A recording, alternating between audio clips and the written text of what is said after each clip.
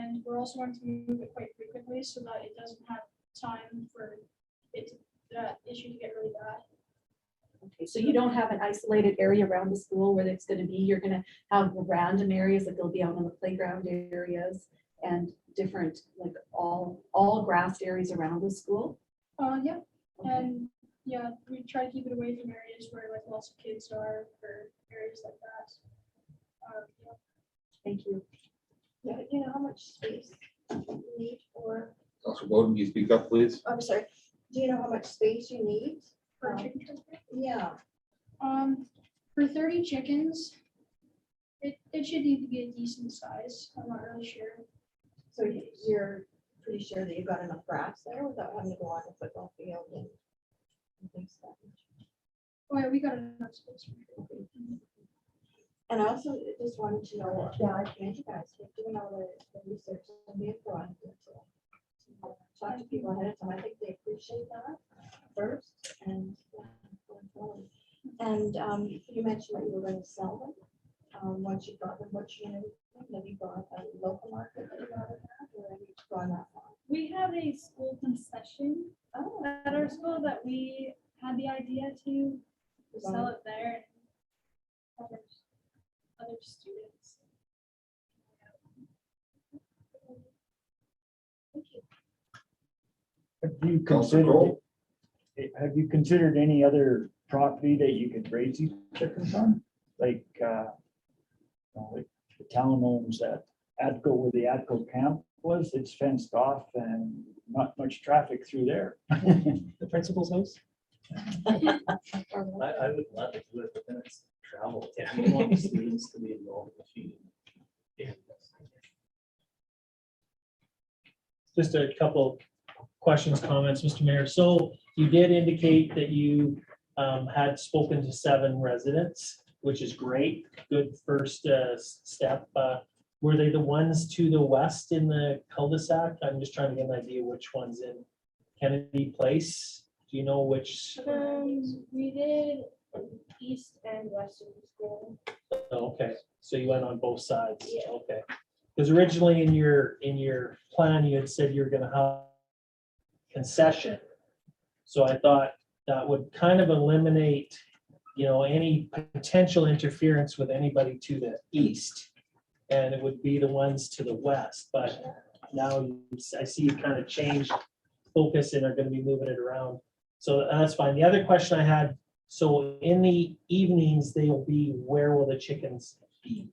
They'll still be in like the pens. So what we're gonna plan, we're gonna build a coop and then also a pen around for them to run around and like eat the grass. And will that coop be by the concession?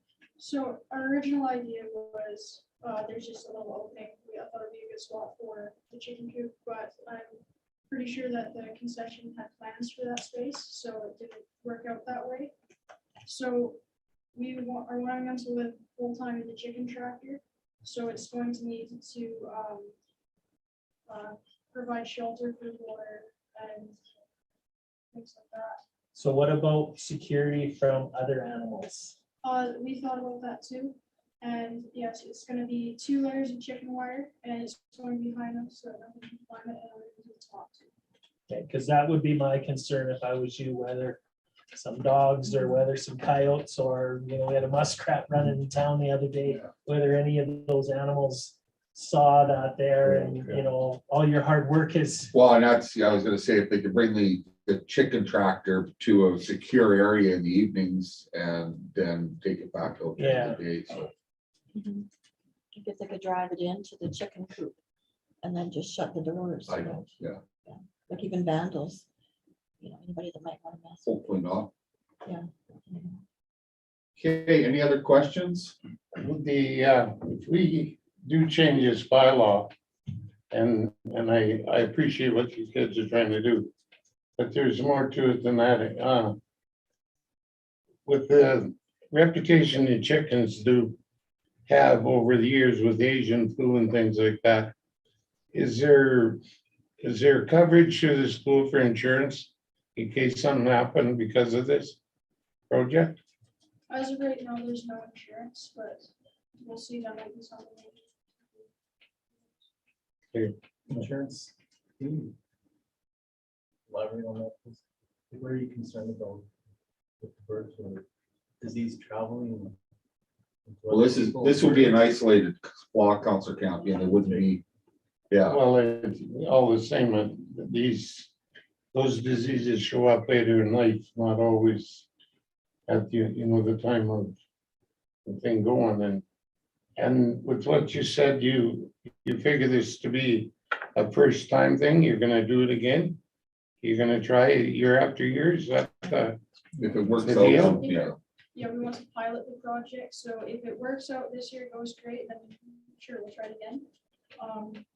Or if something else happens, then we might consider another path.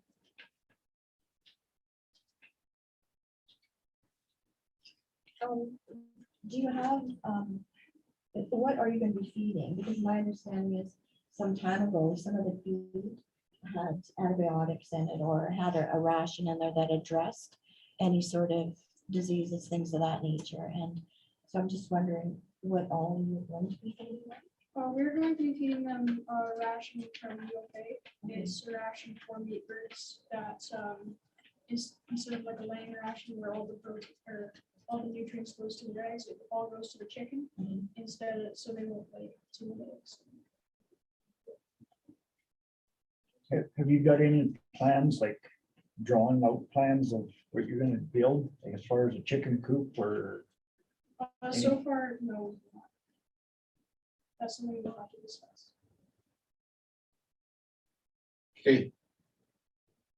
I thank you. Yeah. Very well prepared. Yeah, you guys did well, very well. So with this council, so as I explained to Mrs. Vissy, that typically when we have delegations here, we'll have the presentation, the questions, and then the decision will be later on in the agenda under business. So we won't be making a decision right away. We'll be making it this evening, and we can certainly will email you the decision that council makes tomorrow, so that you are aware, or you can go home and watch it on YouTube. It'll be, we've got a long agenda, so it'll be a little while, but this is, I guess, council's last opportunity if they have any questions that can be addressed by the group or by Mr. August. Hearing none, thank you very much. Thank you.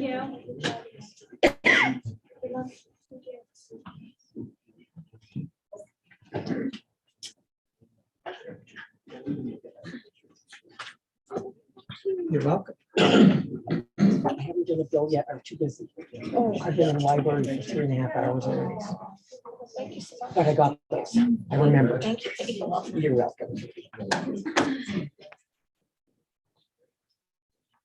Okay, we have one more committee. Mr. Mayor, though, just a motion to thank the representatives. Okay, Council Warwick. All in favor? Carried. Our next presentation is the Hanna Farmers Market Committee. Aren't you glad you get to follow a bunch of kids? They're so good. We're not prepared like they are. Denied. Okay, I sent a letter on March 3rd. I think you all have a copy of it. And basically what we're asking is if we can get a reduction in the rent like we had last year or less. You all have my income statement too. No, I didn't forward that to them. Okay, Peggy, I So, just got it, so. basically we lost money again, but we're not in it for a profit. We are there for a service for the community, and we find that the community is very appreciative of us. And we're just asking either the same or less kind of thing that we had last year. Yes, Do you think that COVID had an impact on your numbers? COVID had a very big impact. We didn't have the vendors that we usually have. This is Melissa Ray, by the way. Yeah, she is our market manager. Sorry, I know everybody knows me, so. Yes, our vendors were not up to where they usually are, so our tables were very low every week. But people didn't, we still had people go through because I had to count them all as they come through the door and everything. So we had good turnouts when you stop and think with the COVID. And we had to count and have them all in. So we were able to keep track of that. We had, I think, an average of maybe 100 is the lowest, yes, each week. So, and they all, like I said, really like the curling rink area because they can walk in and there's lots of parking and it's bright, it's clean. We paid approximately $5,000 rent to the town for, we're in there for 4 hours once a week for 17 times is what we had it. So I think that we really didn't cost you guys anything. We look after the housekeeping except for the garbage. We have Kevin, I believe, comes in and empties the garbage once a week. So we do the sweeping, the moving around and stuff like that. So I think that the town benefits from having us there. Also, we have on Wednesdays, I've had lots of people come out and tell me that that's their market day. They come down because we do have the 2 markets in town. And so that's when they're coming to town to do their shopping. They hit both markets and we go. So Any questions of Peggy and Drew? Yes, since we didn't see that you were in a loss situation. yes, we always are in the loss situation. Would you mind disclosing Oh. how much? Or- We lost about 1,000 this year. Any other questions? I do, Mr. Mayor, if nobody else does. Just curious, and you don't have to, if you don't know, you don't know. Last year, or maybe the last 2 years with COVID, you haven't used the concession. No. Is your plan this year to potentially open the concession and use it? At the rate of, like, we go from 3 to 7 is what our times are. And when we had it the first year, we were open for lunch, and lunch makes a big difference. But at supper time, people stop in after work, they grab what they want to grab and they head home. We're hoping to have somebody that will have sandwiches or something, you know, that if people want to pick them up, or pre-made meals. But so far, we haven't had, well, we've had one vendor interested in if they're going to do it. So undecided at this point.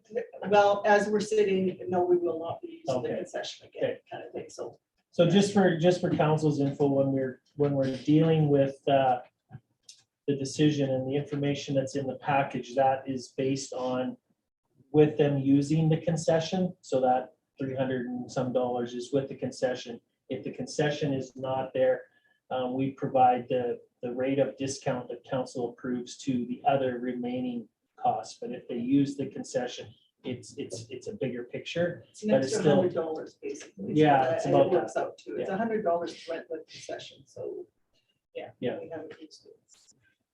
We did the first year, but we didn't in 2019. Yes. If the council decides that for fairness, we're gonna keep reducing that discount down to nothing and you pay like everybody else, because most of the people are in there are also not for profit. I don't think we've ever had a for-profit event in the building. Would you consider increasing the table rates for the vendors? Or how would you consider getting enough income to validate? We Being haven't open. looked at increasing the rates, but when you stop and think, it depends upon how many people come through the door. So if you have a make and bake and you've only sold 1 or 2 things and you pay me like the rate for the tables are $15. And So- it's really important to note that not everyone who has a market product is of any value whatsoever. Yeah. Or it's overpriced. And you really, you're not in the market of that they get a lot of money, right? We've had some where they haven't sold a thing Yeah. and they paid us $15 and they sat there. So it's, and like I said, we can't help that, but $15 is pretty much the going rate. Maybe 20 you can move it up to, but it's still not going to make, that much of a difference.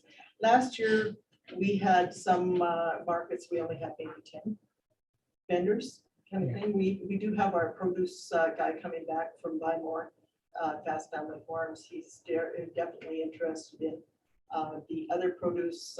They have stopped kind of thing, so that we had. Due to health, yeah, she's not Yes, gonna be able to come yes. back. Well, they just sold everything. But Fast Family Farms from Bylaw has stepped up and he has put more stuff in anticipation that we will have the market and stuff. So Most of our vendors are lower income seniors. We're just trying to get a little extra to step up some make it through. So that's where our lower price for the table helps them out at the same time. Are you looking at getting more? Like, is there a way to try and recruit more? We advertise, travel around to different markets in the areas each year and hand out a card and said, hey, if you want to travel, we'd love to have you, and leave it in their hands. there are lots of farmers markets around anymore kind of thing. And like we had one that was a fantastic baker and she used to come and she'd have 2 or 3 tables full, but she found a market closer. She was really we asked up where. Well, and now with the price of fuel. Yes, Yeah, that's going to that's the affect other us too, is the price of fuel is going to affect us because people aren't going to want to travel. So, but right now, the last year, all our vendors near the end were all open. And I think there might be a few more. The town having the different stores with all the different people in it that are vendors that were our vendors and stuff. It's still not going to, like, they appreciate them being in these different stores, but they also have said that they will come back to the farmer's market. Because I had somebody else ask me that, because they said, well, you know, you can go to this store and buy it. I said, yeah, but you can't, the people that make it can't promote it. They can promote it for 3 days a week. We also have free tables for any not-for-profit, you know, like for anybody, like your hockey teams that are selling. Those tables are free for them to use. We have it's a part of the Alberta approved mandate kind of thing, the not-for-profit, if they're selling something to help promote their business, their whatever it is kind of thing, they get a table for free. Any other questions? Do you have to Counselor pay Grohl? anything for rent on tables and stuff? Yes, we pay $2 That from the goes- gun club. Oh, from the gun. The gun club provides that $2. And then you have to pay, it's $300 to belong to the Farmers Market Association. And you've got to pay for our health thing is another $100 to have our health inspector to get our, because we can't have a farmer's market or Alberta food zone without the health inspector giving us a, even if the business, and like the Curlin Rink has one because of the, but we need one ourselves kind of thing. So yeah, there's different expenses on top of just what the rent, what we made out of the tables. And stuff like this. Okay, yeah, I'm just curious, and how do you make up the difference when you're running a constant deficit? Like, are you getting any? Our biggest ones are Christmas and Mother's Day. Mother's Day one coming up because we get lots of vendors out for that and we're still paying the same rent. So So like- twice a year, you're making up for the whole rest of the yes. year. virtually. yes. Mhm. But you do, the Ag Society is still the sponsor. is that Yes, the we're correct still the term? sponsor, yes. You have to have you have to have somebody sponsor you. It has to be a society or The Egg Society, Chamber of Commerce, or exactly, yeah. Which Lori would know because she used to be part of the farmers market. So yes, So in my understanding is the Ag Society, if you have a deficit, the Ag Society has helped us out Has last year, kind covered of thing, has given us some money to help run, yes. Like I said, our Christmas market is our biggest one, and the Mother's Day one that's coming up, because more people come out, because it's a one-day thing more to do. So, That's both. I'm not sure if he's gonna call me or not. Well, I seen you twitch a couple of times. Well, and you guys are selling tickets as well, like raffles and that sort of thing. to help Yeah, our subsidize. Ag Society, we always Yeah. have the table there kind of thing. We sell our beef raffle tickets there, or like I said, any hockey team that comes up, we had, we're the other not-for-profit that came out. Oh, we had the museum came and they tried to do stuff. We had the library there. The SPCA comes. Yeah, so Any not-for-profit, they can promote their business. They don't even have to be selling, but they can promote it like, yeah, the SPCA, the ag, adoption day and stuff like this. Information and everything. So- awareness. Yes, yes, and we had mental health awareness the one time, we had rural health out in there. So it's, it's a, Well, and so you're doing something other than just looking at the revenue from the tables. oh, You're- yes. You Yes. know, you're selling. Like I said, we're farmers community markets minded, and- basically, kind of thing, and a lot of people come out to look and see what's there. They might not buy anything, but we've got lots of walk through. Well, and it's a social event for a lot of people too, so. Yes. Kitty. Peggy, how much Counselor per Camp. year would you, then what would them tables cost you per year, Our tables for your whole season, yeah? for the whole season last year cost us $652. $652? Is what we paid the, The gun club? Yeah. yes. And they have some very nice tables, very easy for us to move, because usually it's me and Melissa that is moving everything. Enterprise funds? Yeah. Never saw them once. Well, I have that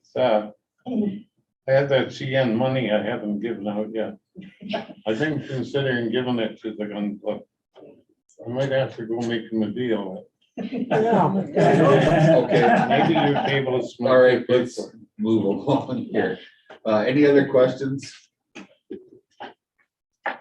Hearing none. Thank you, ladies. Not as good as the kids, but good. at it. I think they did a really good job.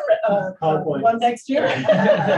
Thanks, guys. If I didn't give them a hard time, they'd lose all respect, so. Thanks, Peggy. You have to give them a free table. When they sell their chickens. Motion from Counselor Campion to thank the farmers market delegation. All in favor? Carried.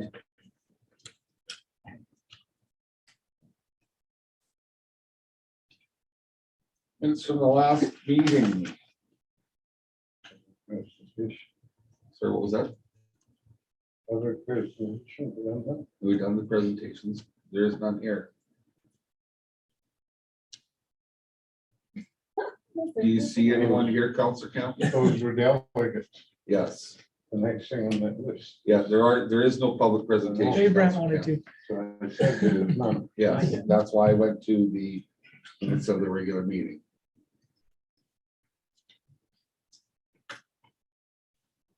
Has everyone had a chance to peruse the minutes? Yes. Okay, can I get a motion that the regular meeting minutes of February 8th be adopted as presented? Counselor Kroll, all in favor? Has everyone had a chance to look through the information meeting? We have a motion to accept them as presented. Counselor Warwick, was that a yes? Perfect.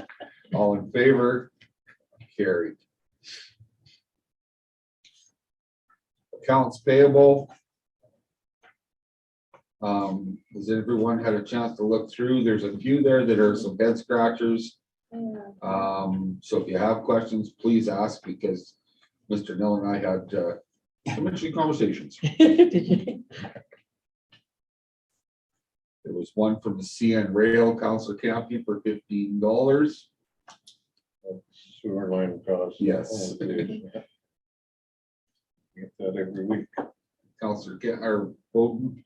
I have a couple that I'm just curious about. Check number 042100, Farm Safety Center.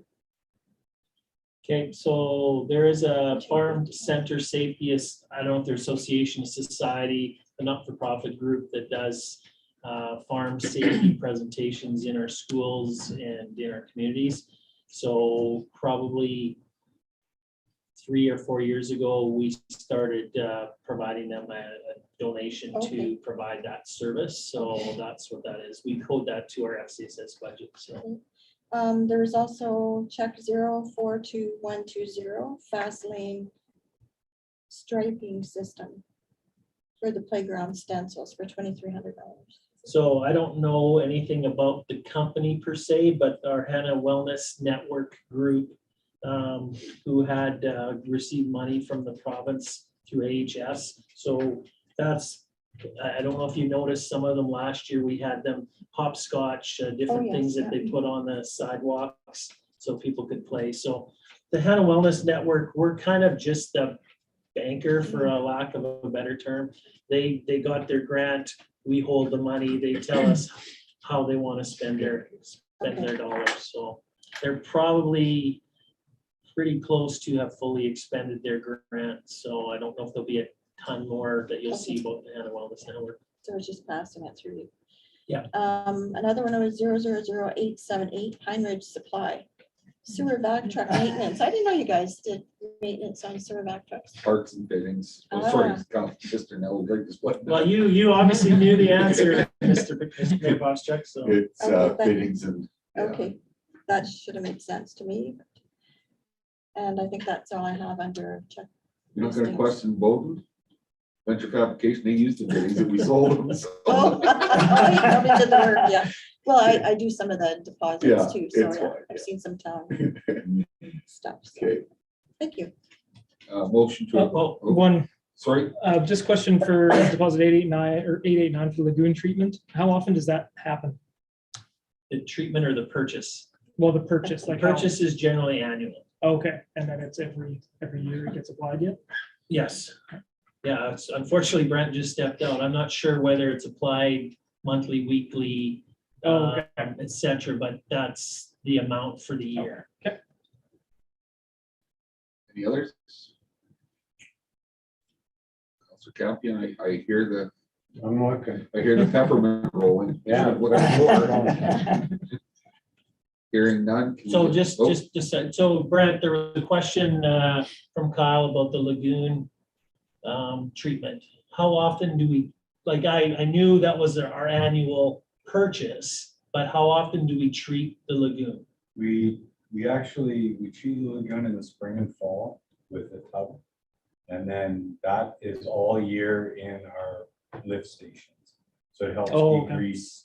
So we add a bag every day except for weekends, and it carries out throughout the main lines and then helps treat once it gets out there. Okay. Yep. That, near the end there, Big Country Waste Management, is that the final payment for the demolition? I believe so. I'm not sure.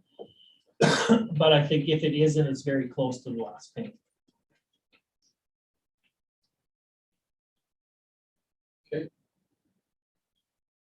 Do we need a motion for the checks and the direct deposits or all together? Ken? All together. All together. So direct deposits, any questions? Okay, direct deposits, all right. Hearing none, can you get a motion to accept them? Sure. Counselor Olson, all in favor? Carried. Statement of revenue and expense. I'm sorry, Mr. Mayor. I guess I wasn't following close enough regarding revenue and expense. Can I ask a question? Oh, sorry, I jumped ahead there, actually, sorry. Go ahead. Regarding admin insurance. Is that life insurance? You mean the large amount, 125,000? 111,026. It is 212, and then ends in 250. Okay, so insurance is, so 274, you mean. No, 250. Insurance is 212,002. Administration insurance? Yeah. It's just one line below, so you might have got the 212,00250. 250 is contracted repairs. Okay. So it's No, just, I'm sorry, yeah, 274. it's just I'm sorry. one line, you might have just, Yeah, so, So I'm so, just wondering why there's that much of an overpayment? Or is well, that holding it just, back? no, what's happened there? So we just haven't got a chance to split the Okay. insurance out to the respective departments. Seems like- So as we move forward, then you'll see, we just paid the bill, it got lumped there. And then we'll have to journal entry to recreation, to common services, to public, the different areas that we spread that 125,000 out to, so. So yeah, it stands out a lot right now, just the way it's presented. And I also had one for rec pool engineering. And it was 87201000610. That Was was that due to a the purchase of, no, that was in our capital budget, is to replace the water slide pump. okay, and that's why there was nothing budgeted. It was budgeted, it's been coded in the wrong, it should be coded in the line below that, Okay. so Okay, I thank you. noticed that, so. That's all I have. Thank you. Any other questions? Hearing none. Motion to accept the financial Statement of revenue. statement of revenue, sorry. I can do that. Councilor Bowden, all in favor?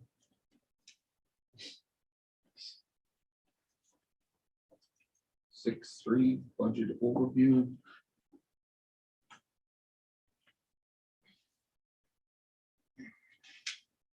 Everyone had a chance to peruse. All pretty straightforward, I think. Motion to accept. Councilor Campion, was that a peppermint roll? Perfect. All in favor? Carried.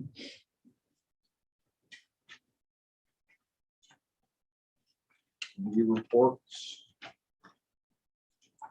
You just want me to go ahead, Mr. Mayor? Yes, please. So I got, there's a lot there.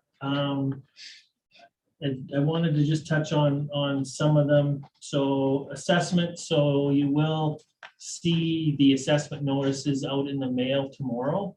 So as you can see, our assessments remain fairly stable as compared to previous years. Our residential assessment has still decreased by 922,000.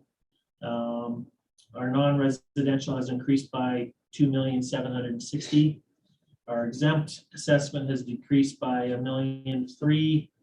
Our linear assessment has increased by 14,000. So we have a total assessment increase across all categories of 464,000. So the key part, and this is if you're talking to anyone, the key part is people will look at their assessment and they'll compare it to the previous year.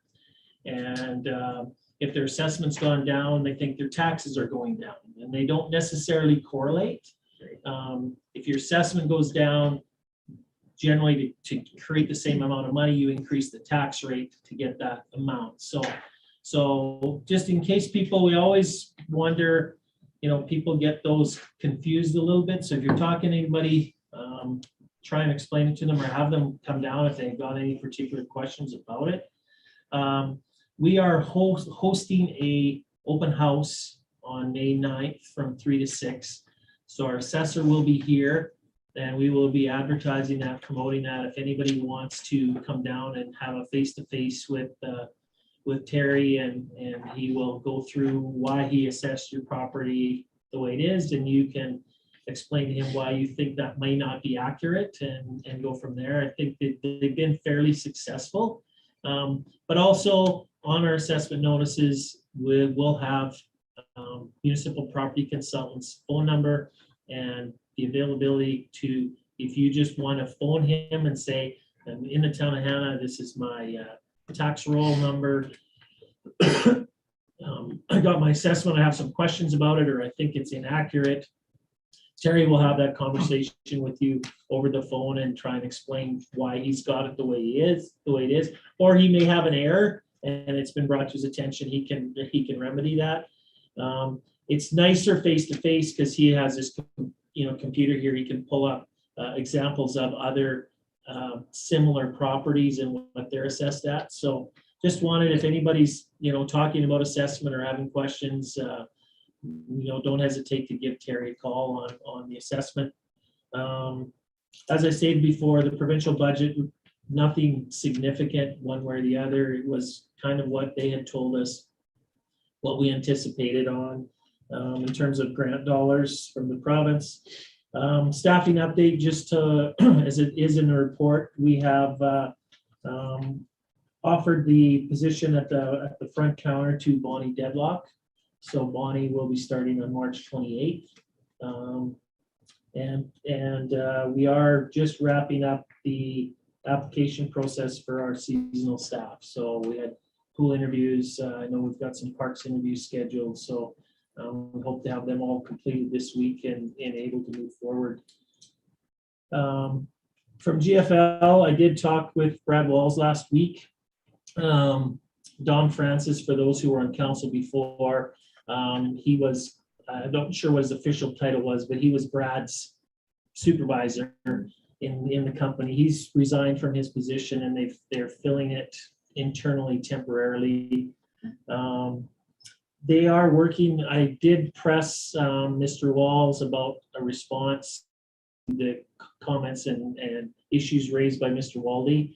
So he is going to be working through it with his organization. And when he says organization, he's going to go through their scientists, going through their lawyers. They're going to have the whole group look at it and respond. I did tell him it would be very important for him and whoever from GFL to attend the council meeting to, present that letter, present, their response to those issues and concerns, and answer any questions council may have. So we're targeting hopefully the April meeting for that to happen. So the storage building is on schedule to be here shortly and constructed, and they are going to complete the aesthetics requirements of their development, which includes trees on the berms, grass on the berms, and Brad did indicate that they purchased or are purchasing some larger windscreens as well. So I know you had a chance to talk to Mr. Wells too, Mayor Bobstrom. He stopped in and again, I just stressed that we can't window dress any longer. So we have to have action, and he was very understanding of that. That being said, I've actually made a couple of trips to the west, and the snow along there, the north side of the road is the same color as it is everywhere else in town. So I think for the most part, they have the dust problem under control right now, but there is a lot of moisture and snow and stuff. So it's, so yeah, he was very receptive. He had explained to me that Dawn had moved on, and same thing, but it'll be ongoing. So the other thing I wanted to touch on, a couple things here in my report. So land use bylaw review, and one of the attachments I included kind of gives you a description of what they're going to do, how they're going to do it, when they're going to do it. So it is a year-long process. So Palliser is going to, we met with them last week. They will prepare a draft land use bylaw for review from administration's perspective. We'll review it with them, get it to a point where we think it's presentable to council, and have a council land use bylaw review session to identify the changes, anything that we want to move forward. The kind of the general topics we've talked about with them is making the policy as flexible as possible and not as rigid and conforming. Reduce red tape wherever we can. One of the issues we've had with the new development officer coming in is just looking at signage. And, people don't know and don't understand that they need permits for their sign, no matter what, no matter where, no matter how. And, but there's, you'll be driving along and go, oh, that's a new sign. Oh, that's a new sign. That's a new sign. So we want to tighten that area up so it's not, or flexible, make it more flexible so that you don't need to necessarily have a permit for a sign in all situations. So we want to work on signage. I know it's important for people to promote their business, promote events, etc. But just sometimes people get frustrated with the proliferation of signs, and they think that they may look not as attractive as they could be.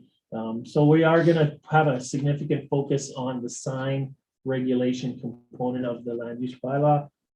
We talked about, and they call it pet care definitions, but we talked about our situation with the SPCA in terms of being more flexible in areas that they may be able to set up and establish in. So those are kind of the things.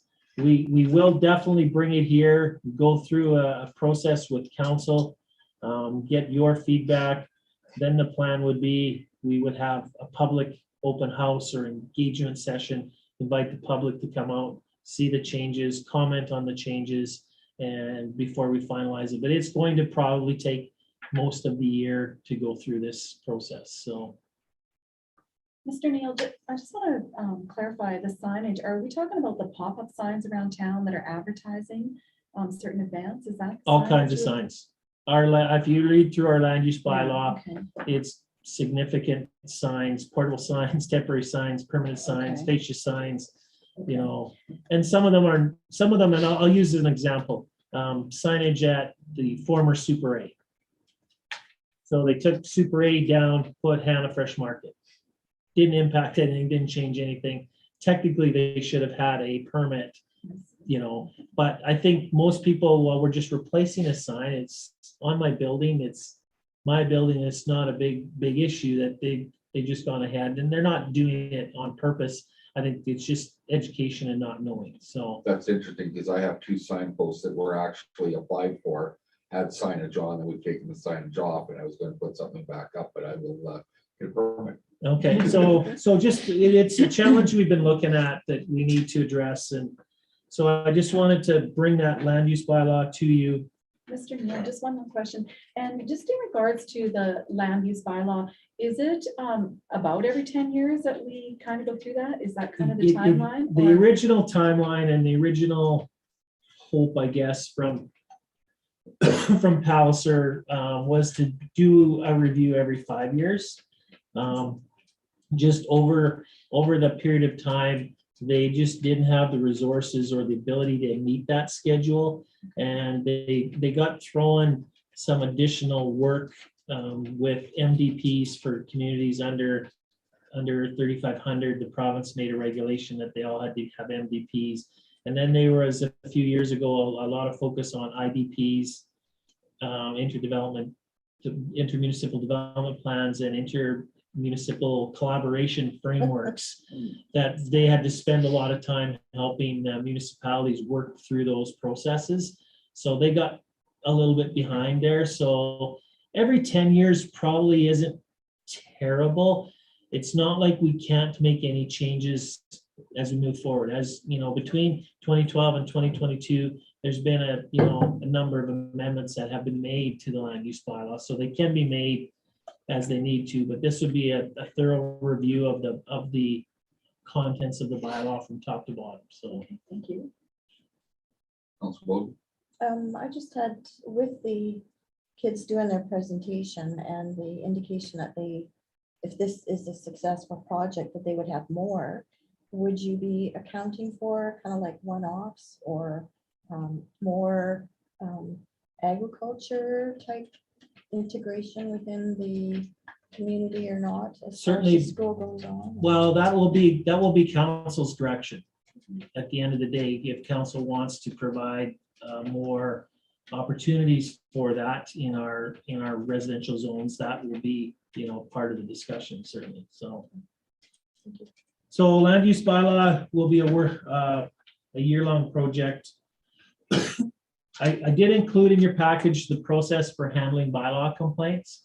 So just so you know, that's the process we're using and the procedure we're using. If we get any complaints from anyone, whether it's staff, whether it's council, and if council gets complaints from people, the form is online, the form is here. We ask them to fill it out and submit it. So just wanted to make sure you were aware of that. I don't know if there's anything in the community services coordinator report. Drive happiness has been going slower than we wanted to in terms of getting the volunteer drivers signed up. We do have 3, I don't want to say handpicked, we had 3 who expressed interest, and we've asked them to go through the process to make sure there's no bugs, or we can, correct any bugs before we do a more of a blitz on it. I don't know if any of the 3 have gone through the entire process. I know the process does require a driver's abstract. It does require a criminal record check.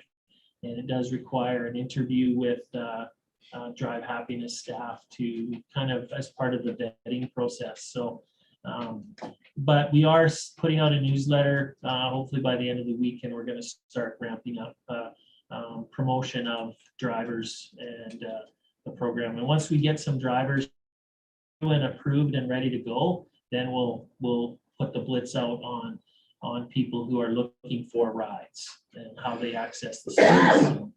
So it's gone a little slower than we wanted. The other thing in Kevin's report, I don't know if there's too much more to add to that at this point in time, but I'm prepared to answer any questions on any of those 3 reports that council may have. I have a question. In the community services report, there was a mention of disc golf course. Yes. Do you know anything about it, or what all is involved with it? Or? The easiest way to describe, and I don't know if it's the right way to describe, some people will call it like Frisbee golf. It's disc. So you'll have a course set up and you'll have standing structures that will be on a post that will have a catchment area, a net, instead of fish net or whatever. It'll have a catchment area. So you basically throw a disc or a Frisbee.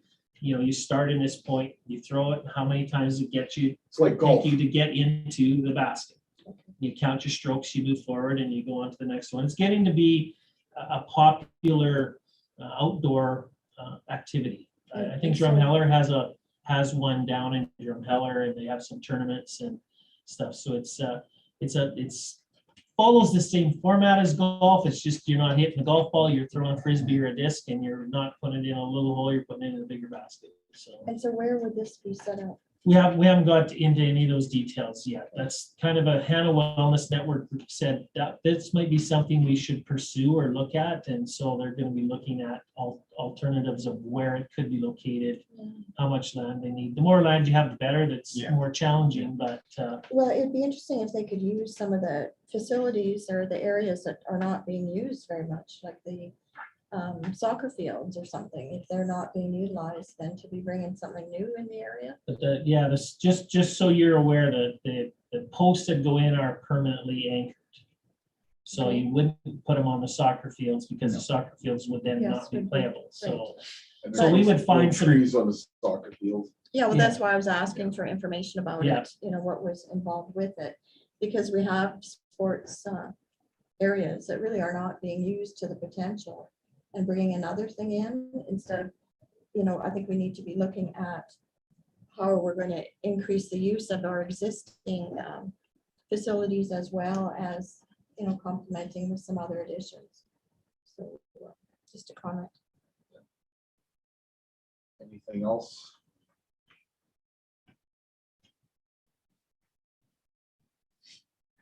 Moving along. Lori, you're next. I don't have anything to add. I'll just draw your attention to the final point about the Alberta Emergency Management Agency, and that will be a significant change in the province. It is a ways down the road. It's a good year out, but it's something that at this point is just awareness, just keeping everybody informed of what's happening.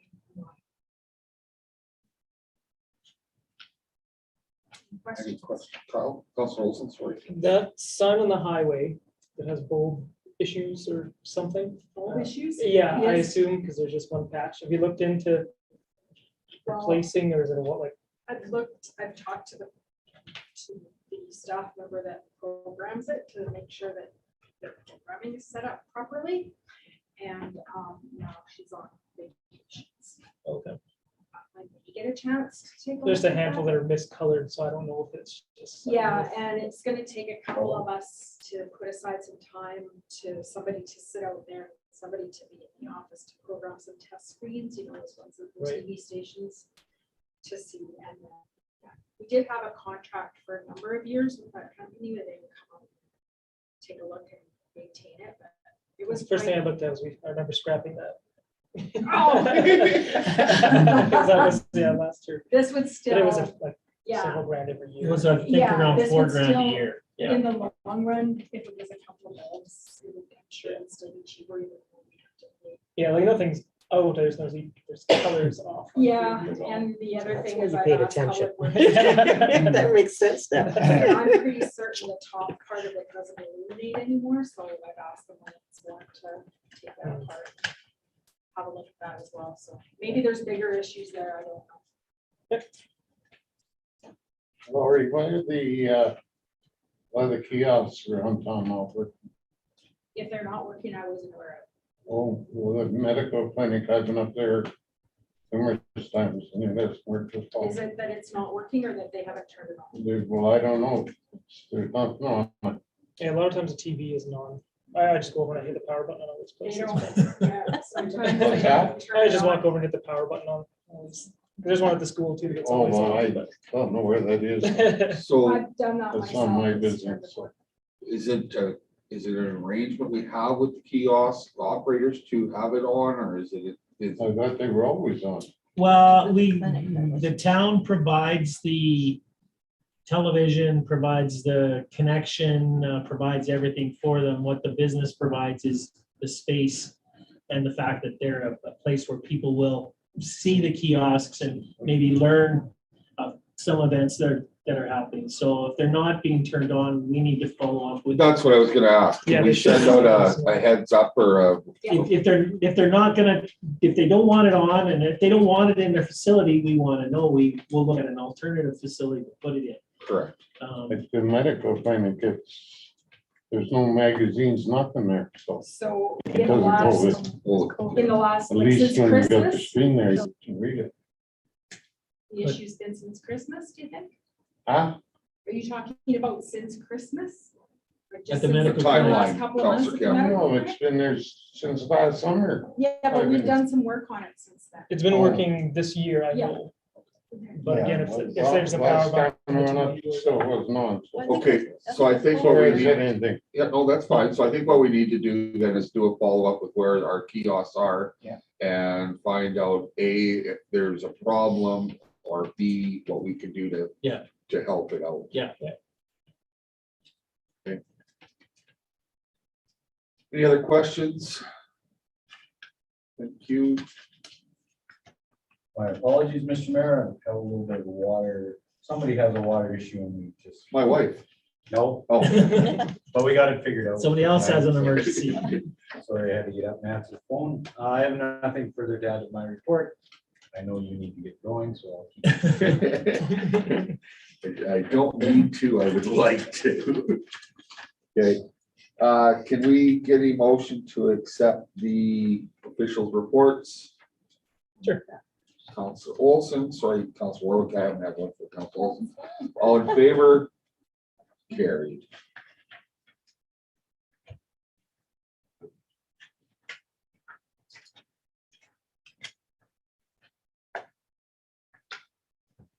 Uh, 9.01, the SBCA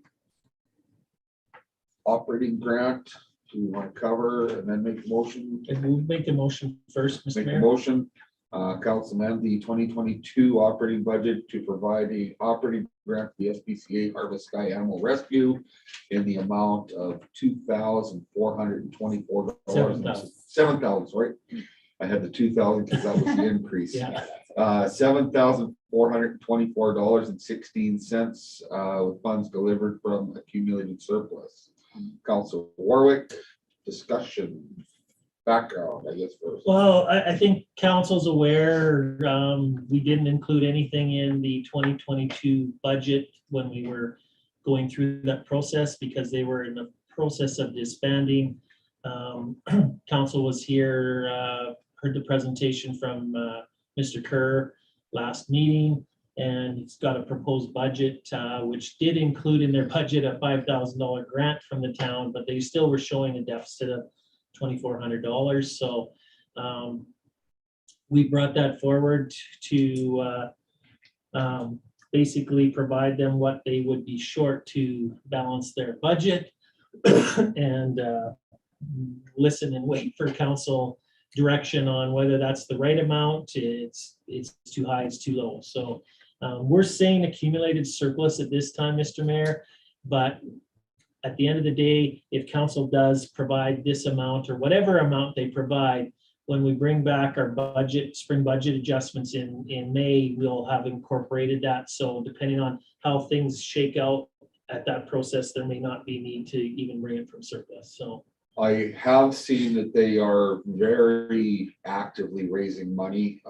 My haircut was just over $3,000 for them, and they are, you know, if it's not pet doggy blankets, it's numerous other things. So they are actively moving and trying to. I guess my question is, and I know the answer without asking it, is if they actually had money left at the end, would they return that, or would that just roll to next year? just roll to next year. Okay. Mr. Mayor, we don't ask them, or we haven't asked them in the past to do an Financial. audited financial statement and review. Councilor Kroll, sorry. Who owns this facility or whatever? The facility is owned, the building they're in right now that they're renting is owned by the veterinary clinic, Don't have a veteran. But so who makes that rent payment or whatever? the SPCA does. Okay. So they're actually a business, like a licensed business? Is that what it is? I think they're a nonprofit. They're a nonprofit organization. They're not a business per se. They're non-for-profit who lease that space from the veterinary clinic. So they're the, let's say, equivalent to like the Lions Club was? Yeah, probably. They're a not-for-profit. They're not, the difference would be the Lions is a service club, so they would be raising money as part of their goal to be able to give back to the community or give back into, community projects. The SPCA's goal is to rescue animals, take care of animals, and that's their role. They're not going to be raising money to give it to another community project because they need it for themselves. And I agree with Mr. Mayor, all along since I've been here, when we have been providing them funding, they have been making significant efforts to raise money on their own. They haven't been a group that looks and goes, okay, we're just going to rely on the town to cover our costs. They have done some extensive fundraising. They've been able to get casinos. They've always had their garage sales, 50/50s.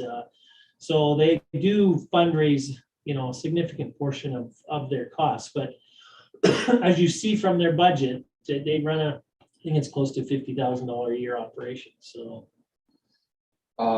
Question, are they still operating as SPCA I or have they believe so. dropped that name? I don't know. I haven't heard if they've approved that name, but I think they were still going to be affiliated with the SPCA in some fashion. So, because that gives them their charitable donation ability because of that. I thought in their report, they said that they are now under Harvest Sky.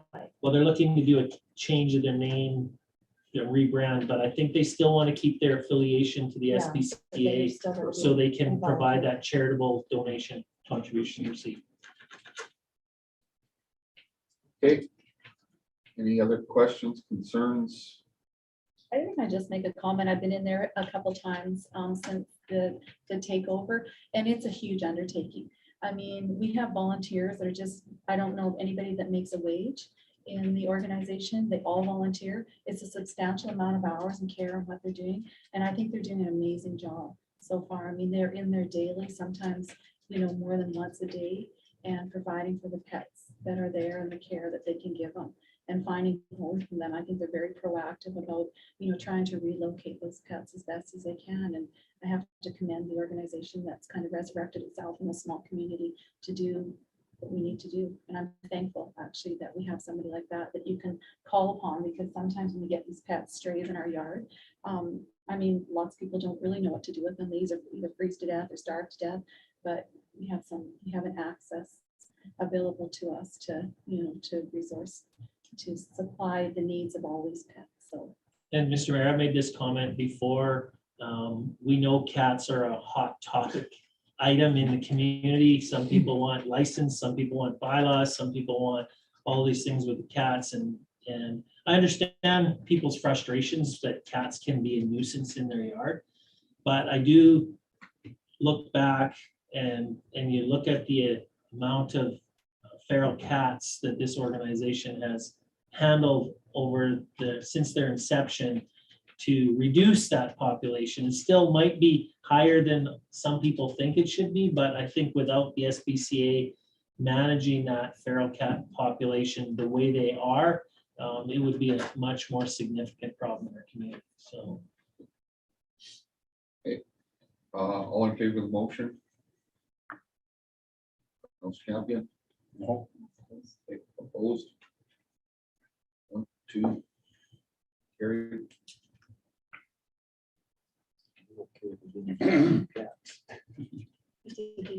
If they didn't just do cats. I don't think they have the facility for dogs, Well, they do dogs. It's just but not for. dogs. The challenge with dogs is people want their dogs back. Sometimes if a cat goes missing, people just, oh, my cat's gone. Great, thanks. It's not the end of the world. So they do dogs, and will hold dogs for us in their facility if we need to. It's just that's not a big demand from them. Certainly cats are a higher demand than dogs, so. Okay, moving along, the Hanna Cemetery subdivision endorsement extension. Recommendation for motion that the council request to recommend Council of Municipal Services and the Special Areas Board provide a subdivision application endorsement extension for Palliser Regional Municipal Services subdivision application 42/388, December 31st, 2022. Motion, Councilor. Put me down, darling. Thank you. So, Mr. Mayor, this one is it's not a confusing one, but it's a poor housekeeping thing that should have been done a long time ago. 2012, the town of Hanna felt they needed to create some more land there, so they did approach Mr. McKenzie and purchased land to the south. Town purchased, signed the land sale agreement. Mr. McKenzie was paid his amount due. We fenced it, seeded it, got it ready to go. When the papers came back from land titles, there were some, it was rejected at land titles for a number of reasons, and we worked on a few of them. And then it's been put on the side burner because it hasn't really been affecting anybody. But now we've basically said we need to deal with it, move forward. So I did sit down with Simon Hersey and went through the process with him. So he's quarterbacking the things that needed to be fixed in to be approved with land titles. And one of the things is the endorsement extension needs to be granted by Palliser. There are subdivision authority as well as special areas because the land that was subdivided is in special areas number 2. So we, forgive me for my ignorance, we bought the land. Yeah. But we don't. It hasn't been registered. It hasn't been changed. Title Okay. hasn't been changed Okay. at land titles. All right, perfect. Sorry, I was. Yeah, no, it's they had a bunch of rejections because it was a cemetery that had to have additional approvals from different people. And so I think we've got through most of that now, and this will get us back on track. So hopefully it'll be wound up here, hopefully before the end of the year, but we allow ourselves a little bit of time. I know land titles is severely backed up. So even if the work is all done and in there, it'll be months before they review it and provide us our standings. So. Any other questions? All in favor? Opposed? Carried.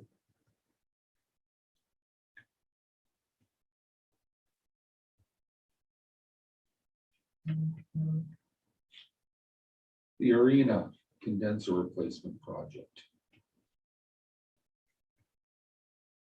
Council accepts the proposal from Fry Consulting for the town of Hanna arena condenser replacement project as per proposal February 25th, 2022 in the amount of $126,000 plus GST from funds delivered from the town of Hanna 2022 capital budget. Motion. Council Bowden. So, Mr. Mayor, I think we talked about this at budget time, and council did budget $150,000 to replace the condenser. Due to the anticipated costs, we're required to openly source large capital projects. So there's a website that meets all the requirements called the Alberta Purchasing Connection. So it was advertised on the Alberta Purchasing Connection, and a deadline of February 25th. We did receive 7 different proposals from 5 different companies. So because it's a request for proposal, we put out the scope of kind of what we're looking at, but it's open for someone to put in a proposal that might be slightly different than that for whatever reason that they may see. So as you can see, we did get we did get proposals on adiabatic condensers. We did get proposals on evaporative condensers, and we did get one from another company that was out of our price range, but it was a replacement of the condenser, the chiller, the whole bit, and great system. Uses new refrigerant, no ammonia, very environmentally friendly refrigerant, but we're not in the position of having to replace our chiller and our condenser at this point in time. So the adiabatic condenser is the newer version of the evaporative condenser. So evaporative condenser uses water. The cooler that we have now is condenser we have now is air cooled. So this one will bring water. The adiabatic reduces the amount of water required, so you don't have to run a big line to it, and it generally will only need water on days when it's over 60 degrees Fahrenheit, when the air temperature is. So we looked through the proposals.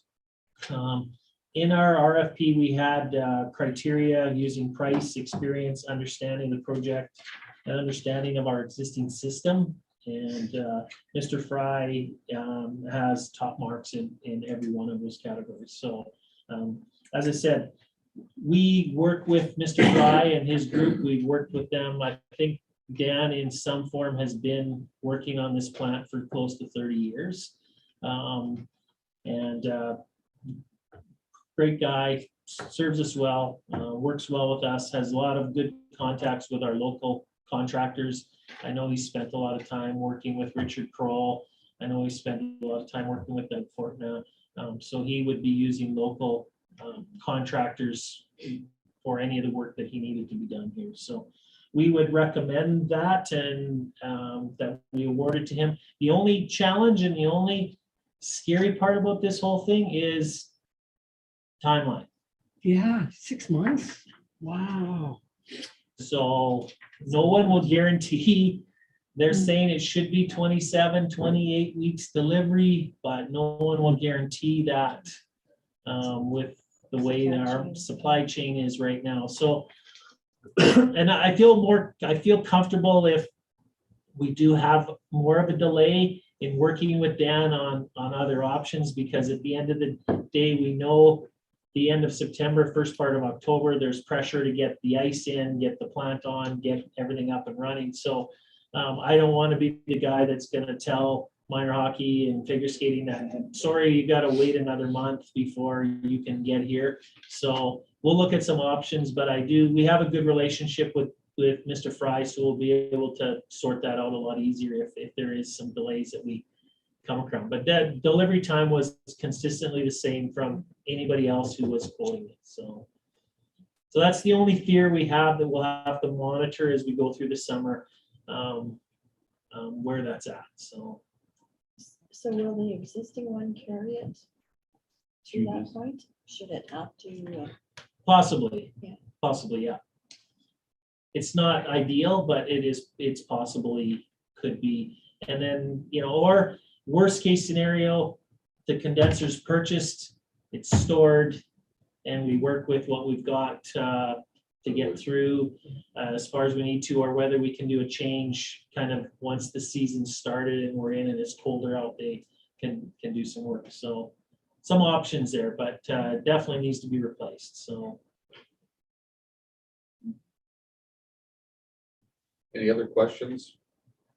And we're recommending that we leave the budget at 150, Mr. Mayor, just in case there's any contingencies or something that happens. Hopefully not, and then, we'll spend what we need to, but if something needs to be amended or changed as they're moving forward, we've got a little bit of flexibility there. Are they guaranteeing the price? Well, they'll guarantee their price on this, but it's one of those challenges when you get into it.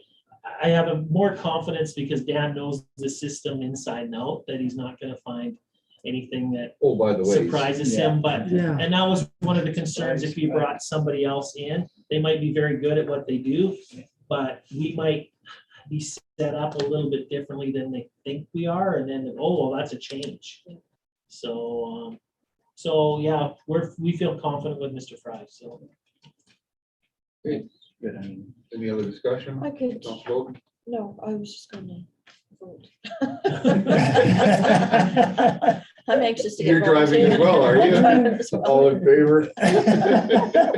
Sorry. Carried. No, I appreciate that. Tennis court. I didn't know there was a tennis court specialty company. That's really cool. That's special, just one, They charge special. we only do tennis courts.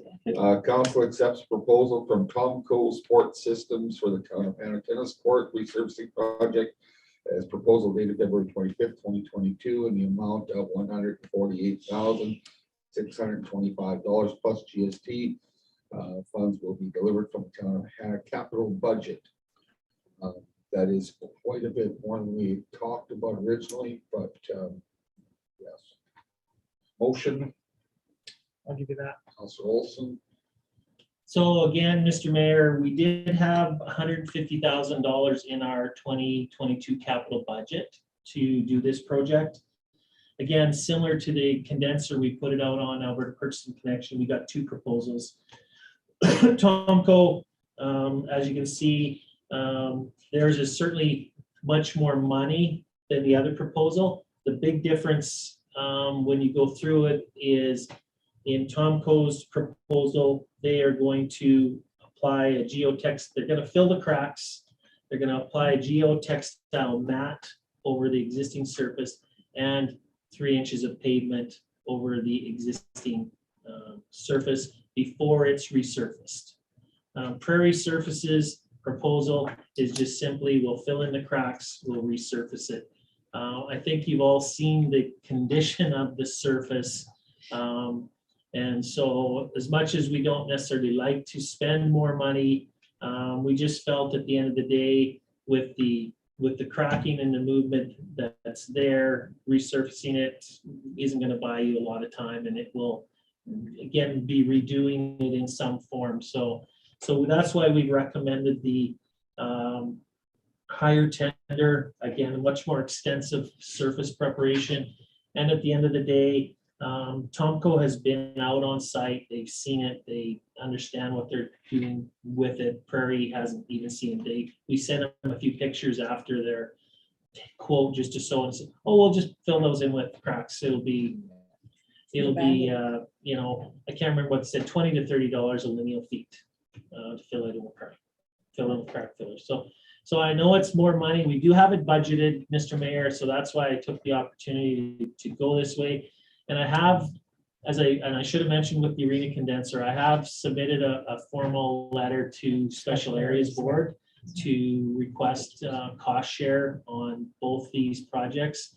We do typically like to be sustainable and do things on our own capital wise, but when we get into some of these larger capital ones, most recent example would be the pool relining. Special Areas contributed to that. So I have not heard an answer back from Special Areas, but I know in discussions with Mr. Christensen, he indicated to send a letter and follow it up that they certainly would give it serious consideration. It wasn't something that, don't bother, Kim, you're wasting your time. So I'm optimistic that there will be some assistance coming from Special Areas for those 2 projects. I have a question. Have you talked with the pickleball people? in regards to, Well, Director Armstrong, if you could expand or advance it to the map, please. I did talk to one of the pickleball players, and they were asking or said if there was an opportunity to expand it to a certain on either side, that they could get more courts in. From what it. Oh, from the on there. mid, on each side of the Yeah. courts. Yeah.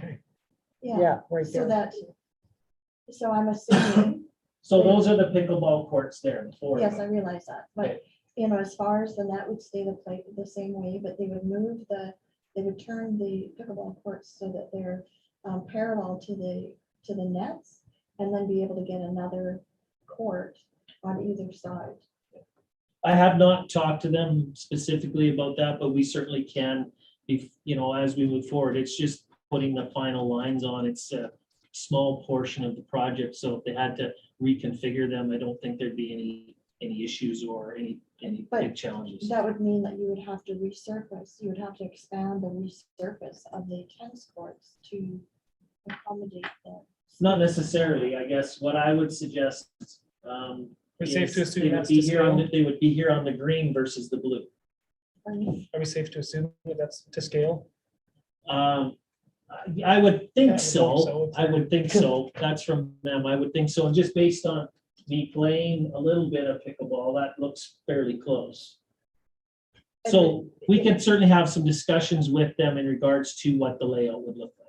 Yeah, and I did ask the fellow to come and talk to you about it, because that was a concern, and if it is going to be redone, then perhaps it should be redone in order to accommodate pickleball as well. Oh, definitely. What the Yeah. existing cost, if that makes a difference or an improvement on that, because be better to do that now Yeah. versus down the way.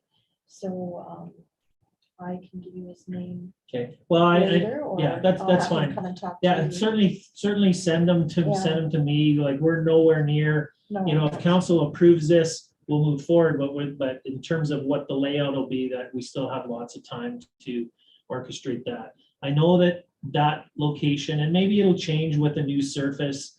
I know that location isn't their priority location right now. They like where they're at just because they have access to the arena, so they have access to change room, washrooms, everything right Yeah, there. this is planning for like a tournament or Yeah, something. yeah, And yeah. should there be some development in the parking, like the RV parking Right. that's there, and perhaps an installation of a washroom in there, well, then that becomes, you know, another, good facility. But my understanding is that it would cover more of the surface that needs to be resurfaced than what is existing So there. my only comment, Councilor Bowden, is this is the entire surface, and the entire surface will be resurfaced. Okay. Like everything green is. Everything no, green is a I new realize- surface. I Green realize and blue. that now, but so this would be turned this way and would come, so whether or not there'd be overflow beyond the green space, I don't know. While the green space is the confines we have where the Yes. existing fence is. Yes, I realize that. So- And that was what the question was whether or not it would be, they could expand it on either side to still allow that space. So that's why I'm That would asking get them to come talk to you. Yeah. Well, that's why. Okay. So Yeah, I just haven't so heard, they I talk haven't to heard them. from any of them, Yeah, so. Well- I'll remind them. I think there's cost as well as, again, utilization. If it's something that they're not utilizing now, and it sounds like they're not as interested in that location, so. I mean, I'm pretty good at puzzle pieces, but it almost looks to me that you could put, if you turn those courts, you could put 4 or 2 courts on either side of the nets. Yeah, that was just what Yeah. was Now, expressed to me. and so again, I don't know I'm nothing not very about good at it, so, yeah. communicating it, but I. But did no, ask that's them to something come we in. can definitely look at. I Yeah. mean, if it's a Yeah. matter of a phone call and finding out, so, Yeah, I'm definitely open to yeah. that reconfiguration. Gotcha. And Any other that's questions, with concerns? allowing our planning on tournaments and more use and that. Yeah. sort of thing. So, I guess I just want to ask this question then. So long-term planning then, if this is going to be diversified between tennis and pickleball, are we going to have timelines? That, because could that be would there be conflict in that? There could be conflict if you have, people who want to play tennis, at the same time you have there people that want to play Great pickleball. I problem. hope so. Yeah. Means there's multiple And if users. we have to then Schedule. schedule times and say this night is pickleball, this night is tennis, that's a great problem. It means they're being Yeah. utilized. One question I have, and I noticed that there's portable netting, so is there any storage considerations? Yeah, probably. Okay, Probably, but we would probably, either have, I don't know whether they come in and it might be something we might have to talk to the golf course too, to see if there's an opportunity there that they could be stored there, and if somebody wanted to come get, because the pickleball nets won't be set up permanently. Yeah. But there are, I know the golf course, Counselor Olson has some extra locker or. I think it'd be a cart pretty easy solution to find. sheds. Yeah, 'cause if I'm not mistaken, there was some extra. Cart sheds? Cart sheds available, so That'd be that ideal. might be a marriage that we can propose. And Yeah, Okay. absolutely. Yeah. Is Oh. that the original surface on those tennis courts? I can't comment 100, I don't believe it might be the original asphalt, Counselor I Olson, think it is. but I know it was resurfaced. I don't think I so. know it was resurfaced, and I was here at the time. I can't remember if we did anything with the asphalt it was kind of mid to late 90s. I can't remember if we did anything with the asphalt or if it was just a resurface of the entire existing asphalt. That I don't know. But it's been 20+ years Since since it's been anything's been resurfaced, yeah, invested? Okay. yeah. Okay. Yeah, probably closer to 25. Okay, Yeah. no other discussion, motion is presented, can we have a vote? All in favor, opposed? Carried. Next on our list is the chicken, or the bird raising, sorry, not chicken, birds. Hang on a bird or chicken. Yeah, the birds. Recommended motion that council provide approval to J.C. Sherrick School and Project-Based Learning Group to care and raise for 30 birds for meat raising purposes on J.C. Sherrick School property between the months of April and June 2022 with the following, or under the following conditions. Number one, this approval will be for a trial project from the period from April to June 2022 only. The students will be responsible to ensure that the birds will not materially affect neighboring residents through odor, noise, etc. Number three, these students will respect satisfactory to any conditions that may raise regarding the care and raising of the birds. Number four, these students will provide a letter to the residents of the neighboring properties on the west side of J.C. Sherrick School, advising them of their project and address any concerns that they may have to the school. We've done part of that. We So may want to make a friendly amendment to May number east, 4, west, because I was just going off of what they Yeah. gave me before. So and can thought we- it would only put an east-west in Yeah. there. Okay, or surrounding surrounding. might be more appropriate. Yeah. Okay, so I'd like to amend that proposed motion to be surrounding. Can we have a motion? Councilor Kroll. We've had the background. The only thing I'd say, Mr. Mayor, I know they talk about amending the bylaw. We're Yeah. not amending the bylaw. We are giving them permission outside the bylaw to try this on a trial project.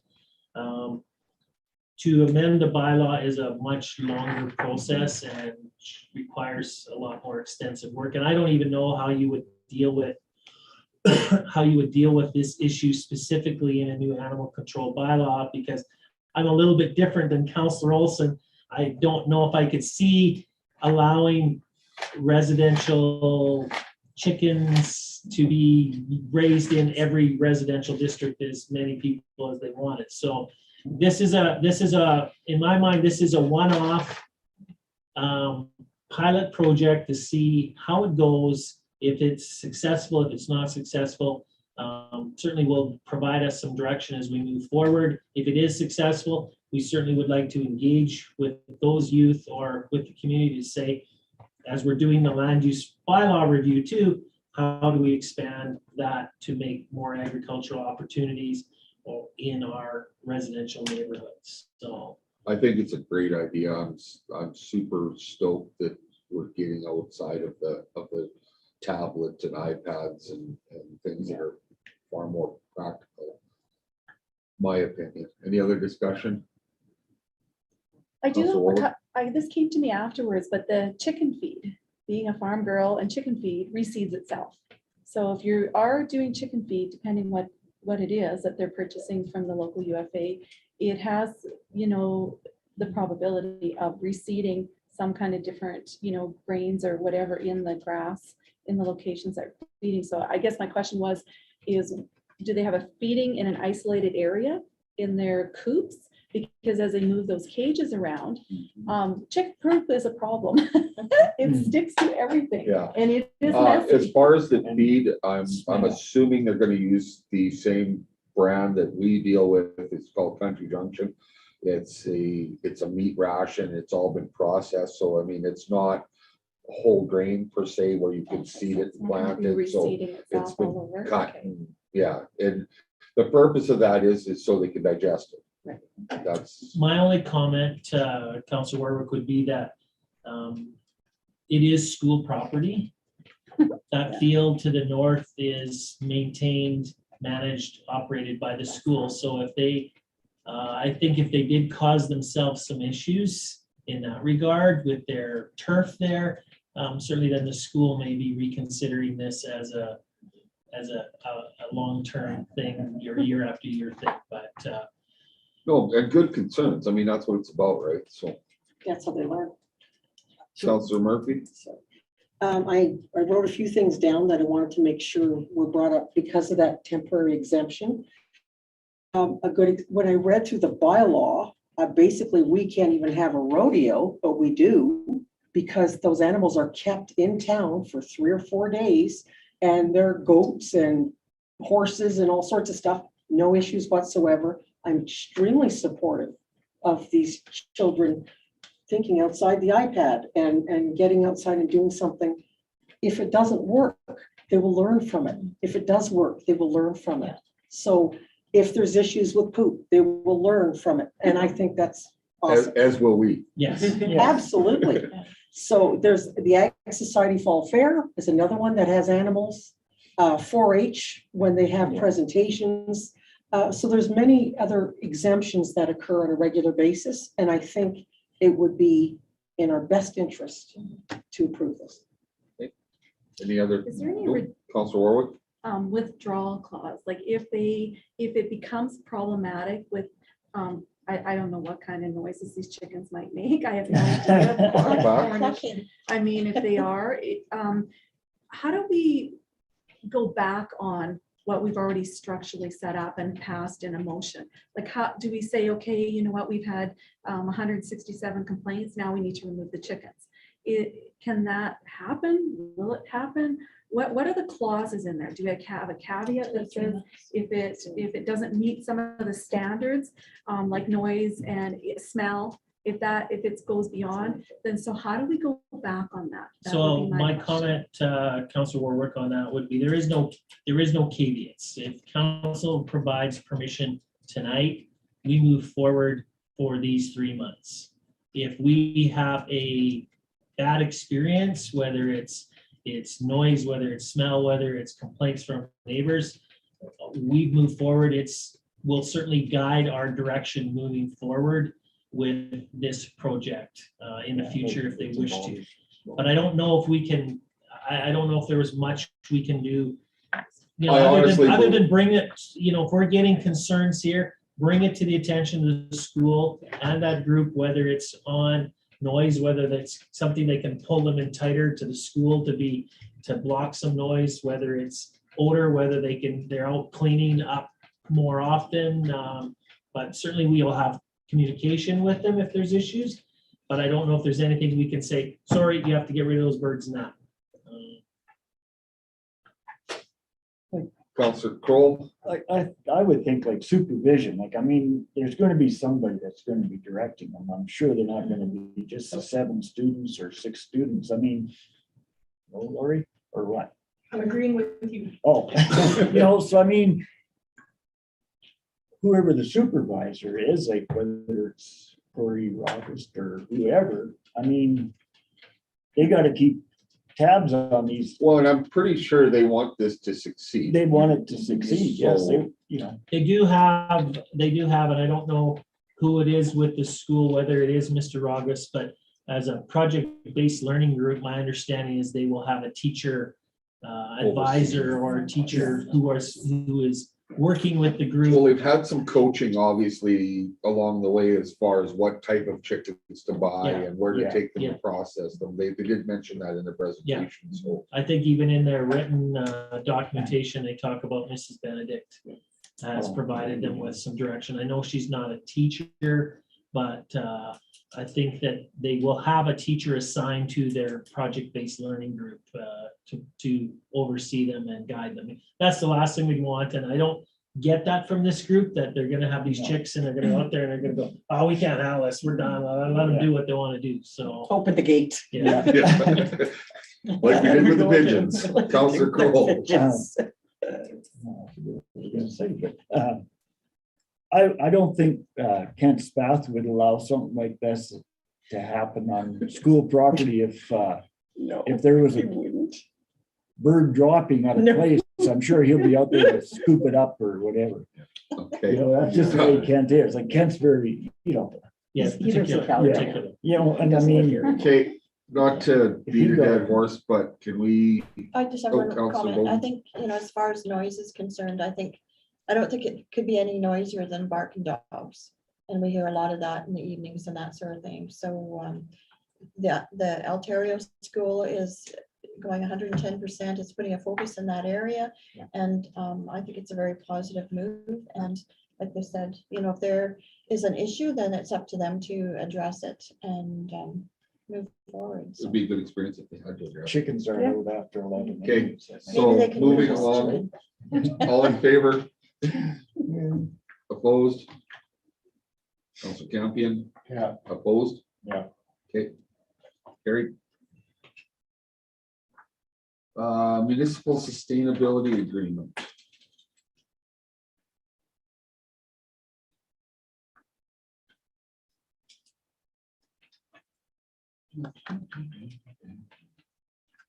Motion to authorize mayor and chief council administrative officer to enter into municipal sustainability initiative amendment memorandum of agreement with the province of Alberta, dated January 29th, 2022, as presented. Motion. Councilor Warwick. So, Mr. Mayor, this is pretty much housekeeping. I don't think we have any options to not enter into the agreement. This is the agreement they presented to the municipalities in terms of funding for the next 2 years. And as you see, they're extending the MSI until the end of the 23-24 fiscal year. And it is to be replaced with the local government fiscal framework beginning in 24-25. That hasn't been, in terms of what that framework will be and what the dollars will be to municipalities, hasn't been determined yet. But I don't think there's much, for us to, it is what it is. This is the agreement they're presenting, and we want to continue to get whatever money they will provide us through that grant program. So. Any discussion? All in favor? Great. 9.07 policy 22.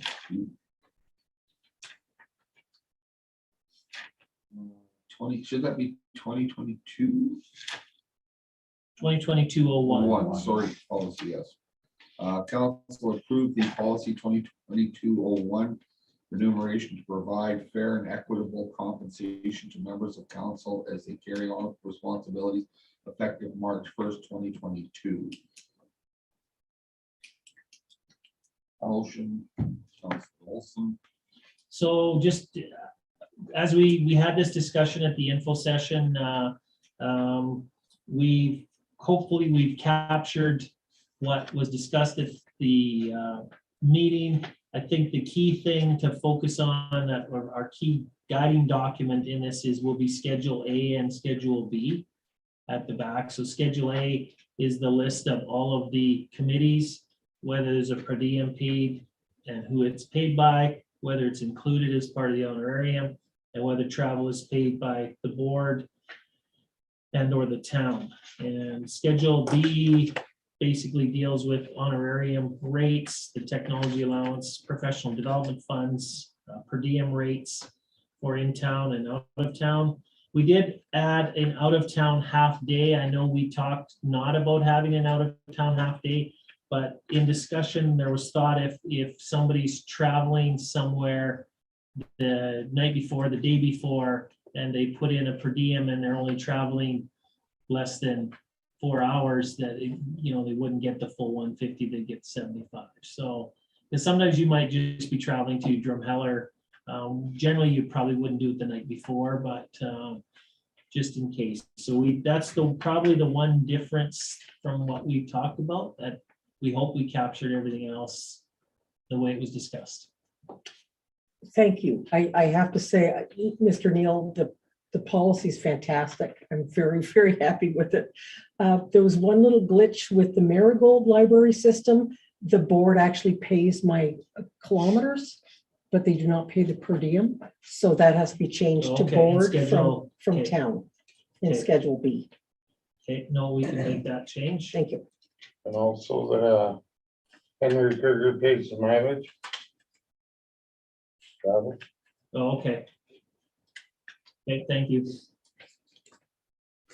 Yep, So I was just gonna ask, I heard you say the timeline, it's retroactive back to March 1st? well, the policy's effective now, but we would operate that it would be retroactive back to January 1. So January. If there's been people who, or maybe even retroactive back to, looking for council direction, back to your start of your term. Hopefully, we don't get a lot of stuff we missed prior to the end of the fiscal year, because then you're overloading some stuff into the next fiscal year. But I'm comfortable with either one, since we didn't have a specific definition from the elected date. So I would agree with the date that we became council. elected. I think most of it was paid anyways, as far as going, It'll be the odd Well, $100 aside I from here. think so. I think so. aside from the Zoom. The Zoom stuff and any of the ones that didn't have anything. Is there anything we've captured wrong that jumps out at anybody? Just the ones that you had mentioned. Yeah, we'll make those changes to Schedule A. And it's not saying that you have to use it all. Like as far as the professional development. Oh, if yeah, you no, don't absolutely. use it, you don't use it. Right? So do we backdate this to,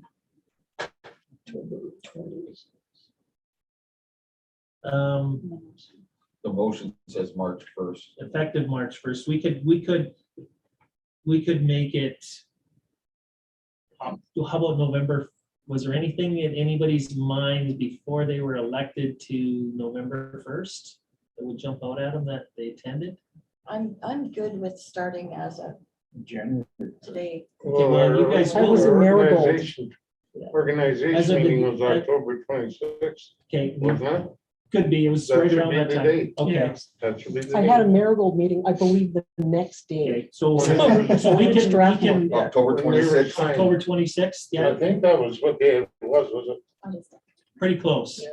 I think that's what day it was. The election was the 18th, 18th, which was the Monday. It's 26th of October was the ceremony.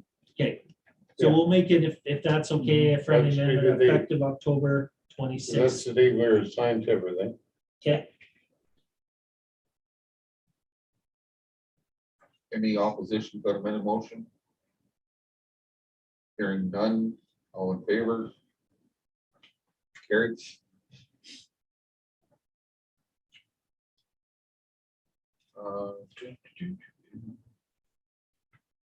Hanna Farmers Market Committee.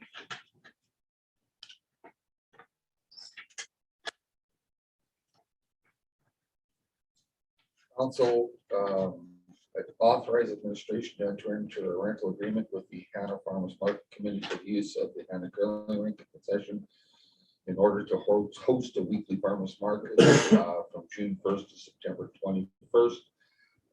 2022 subsidies rate of $344.25 per day plus GST. Motion, Council Campion. So just want to make sure we're all on the same page here, Mr. Mayor. So I know the committee has asked for the same rate as last year or less, just to make sure council's aware. Last year's rate was $324 a day. So this is an increase to their request of $20.25 a day for the entire facility. It will be less if they don't use the concession. That $20 would be a smaller number. As I was going through this, and I don't know if this council's heard this, the plan administratively we've had was to try and get them to market rates, so that we're not subsidizing them. Partly because it sets a precedent to other groups to ask for discounts, and partly because we have another farmers market that operates in town privately, and there's some animosity or some competition between the two. So they're not necessarily happy with us providing them any discount at all. Nevertheless, I've always said it's easier for me, and my goal is to put council in the best position. So it's easier for me or administration to be the bad guys and put the request for an increased amount in. If council disagrees with that and wants to lower that amount, then council's put in a more favorable position with that group. If we would have came out and said we were going to give them it the same as last year or less, and council wanted to give them more, it put council in a not as nice a position with that group, because your guys are the ones that are asking for more, not administration. So we're certainly open to any amendments if council wish to make them to that motion. $324 a day was what they paid last year, which was 80% of the recommended normal rate. This rate of $344 is 85%. I have a comment. Council Bowden. I think given COVID, I am not in favor of increasing it. I realize there's another market.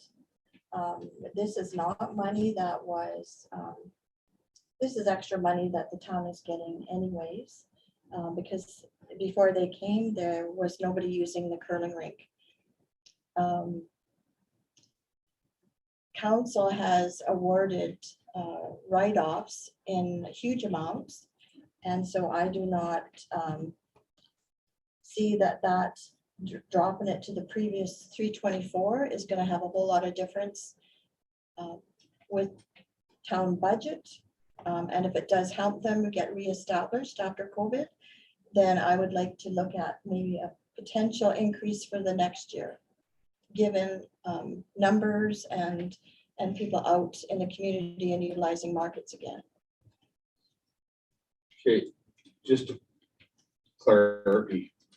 So it's $55 an hour. So is that including their setup time and tear down time, or is that over and above? No, that's when they would be in there. Okay. I don't think do they set up and tear down every week? Oh, yeah. Oh, so they- So that's my And comment. we are charging them $1.50 a day for the chairs. If they're getting chairs from us, I honestly can't tell you if they're renting chairs from us or if they're renting them from the gun club. If they were renting them from us, that would be the charge we would charge them. They must be, I don't believe, one come to last year's, right? They got the tables. Yeah, I can't answer I that don't- question. I don't- I No, they think don't. so. It's when Kyle and Cheyenne got married, I bought chairs. Lots of chairs, Did you? yes. You could rent them for 75 cents and No, make I some money. wouldn't do that. I would donate them to the cause. but- So if That's good. to know. council wishes to amend the motion to what it was last year was 324 or another figure, that's certainly an option. Counselor Murphy? My opinion is very similar to Councillor Bowden. I've been dealing with the farmer's market for years. The other market, I also attend, but it is a private facility on private land, and they do not take that money and use it for a good cause in the community. It's their money. Anything It's a that comes in, for-profit. it's for profit. Anything the farmer's market would get extra. Well, it's the Ag Society. It's given back. Every penny is given back. And they're absolutely right. The amount of help, some of the folks that come to town, this is their only form of income. And they love it. And I want to support it. And I think as a town, have you driven by it? It'll be packed to during the pandemic. They did what no one else did. They got arrows. They had people go through. They did it for those people who needed to sell that little item to try and make money for Christmas. I was very impressed. What was that? Illegal signage. I'll remember that. Anyways, So I I'm very think, Mr. supportive. Mayor, if someone wants to make an amend that motion, put the different amount on the floor. Counselor Kroll, you gotta, I'll make that motion. what would you like the number to be? Same as last year. Same as last year. Thank you. So 324? And again, I hope I explained it properly. If they don't use the concession, It's less. we will yeah. use 80% of what they use. So if, based on the 324 figure. Okay. So you need to vote on the Yeah. amended motion, so. Amended motion, all in favor? Very Thank you. That includes the kitchen. No. The 324 or the 324 does, yes. Because she said they were not. Yeah, so it'll be less than that. It'll be based on 80% of what they actually end up using. Thank you.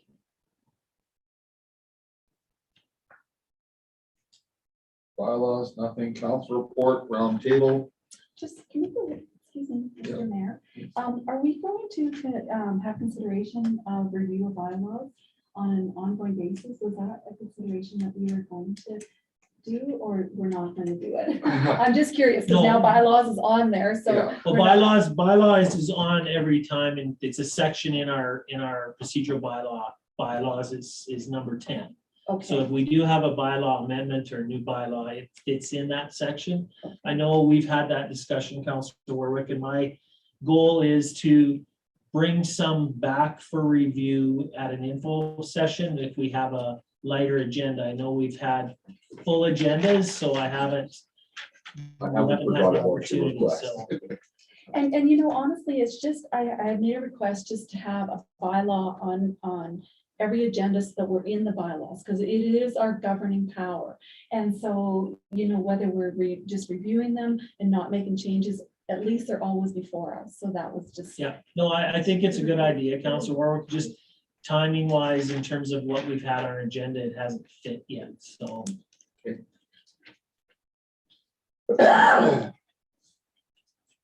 Council reports, we'll do it a little bit differently. I'll go with mine. Mine's pretty straightforward.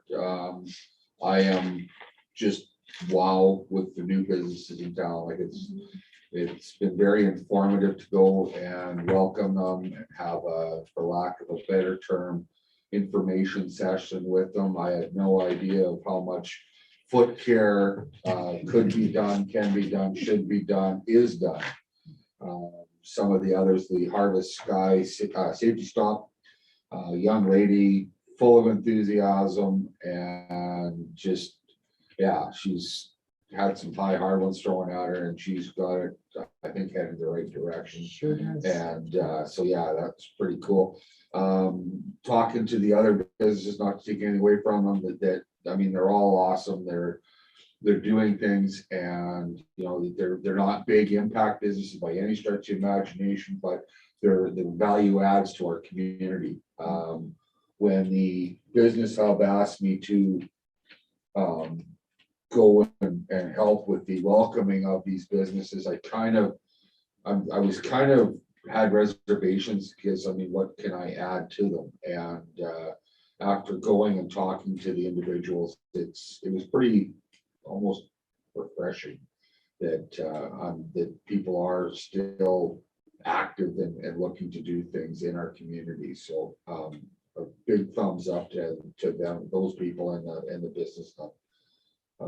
As far as upcoming meetings, we're fairly steady.